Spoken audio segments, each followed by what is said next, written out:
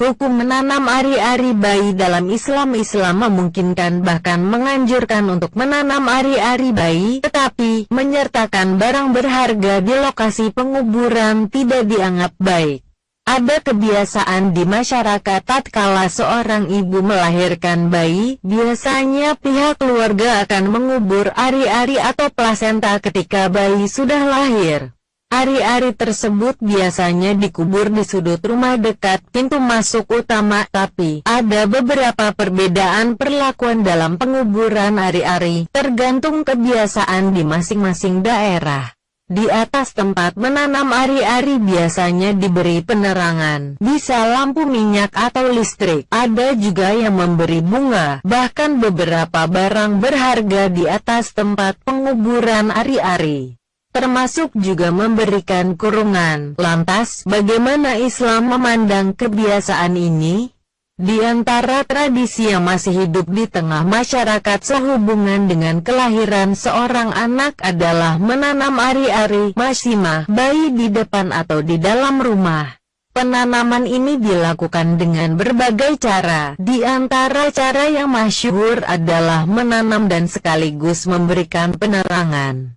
Bahkan di daerah tertentu penanaman ari-ari ini disertai pula dengan menaburkan bunga di atasnya, atau malahan dengan menyertakan berbagai makanan atau sesajen di dalamnya.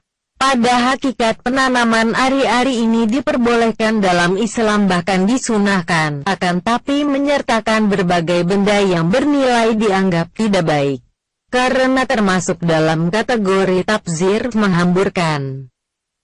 Tentang hukum sunnah mengubur ari-ari ada keterangan dalam kitab Nihayatul Muhtaj, dan disunahkan mengubur anggota badan yang terpisah dari orang yang masih hidup dan tidak akan segera mati, atau dari orang yang masih diragukan kematiannya, seperti tangan pencuri, kuku, rambut, alaka, gumpalan darah, dan darah akibat goresan, demi menghormati orangnya. Adapun tentang haramnya tabzir sehubungan dengan menyertakan segala benda di lingkungan kuburan ari-ari ada dalam Hasyiatul Bajuri.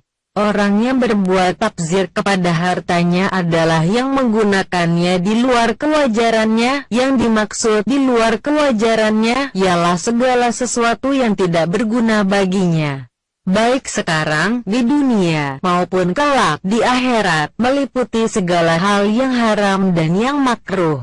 Demikian keterangan ini diambil dari buku Ahkamul Fuqaha, solusi problematika umat yang memuat hasil keputusan Batsul Masail Nahdlatul Ulama dari 1926 sampai 2010.